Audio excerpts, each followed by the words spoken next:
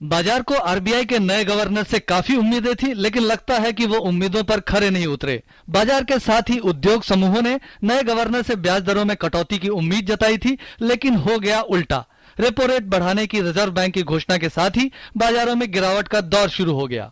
Sensex इस ऐलान के बाद 559 अंकों तक नीचे लुढ़क गया, लेकिन बाद में मौद्रिक नीति के कुछ प्रावधानों से बाजार को उम्मीद लगी और उसमें सुधार हुआ। आखिर में सेंसेक्स 383 पॉइंट्स की गिरावट के साथ 20,264 और निफ्टी 103 अंकों की गिरावट के साथ 6,012 अंक पर बंद हुआ।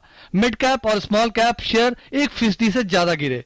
कर्ज जल्द महंगा होने के डर से रियल्टी शेयर 6.5% लुढ़के। बाजार में गिरावट का असर रुपए पर भी दिखा। आखिरी कारोबारी दिन में रुपया भी लुढ़क गया। रुपया 46 पैसे की गिरावट के साथ 62 रुपए 23 पैसे पर बंद हुआ। उद्योग जगत भी मौद्रिक नीति से निराश नजर आया। सीआईआई ने कहा, रेपो रेट में बढ़ोतरी को टाला जा सकता था, क्योंकि उद्योग जगत पहले से ही पूंजी की ऊंची लागत और नकदी की सख्त स्थिति की वजह से दबाव में है।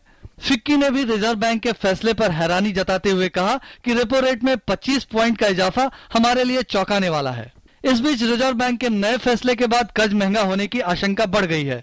देश के सबसे बड़े बैंक भारतीय स्टेट बैंक ने कहा है कि त्योहारी सीजन की मांग से जमा और ऋण पर ब्याज दरें बढ़ेंगी। एसबीआई के चेयरमैन प्रदीप चौधरी के मुताबिक अब व्यस्त सत्र शुरू हो चुका है, ऋण की भारी मांग है और बैंक अधिक से अधिक जमा हासिल करना चाहते हैं। मुझे लगता है कि इसी के अनुरूप ऋण व जमा पर ब्याज दरें बढ़ेंगी। एसबीआई ने कल ही कार और होम लोन पर ब्याज 0.2% तक बढ़ा दी थी। अब माना जा रहा है कि बाकी बैंक भी दरें बढ़ाएंगे।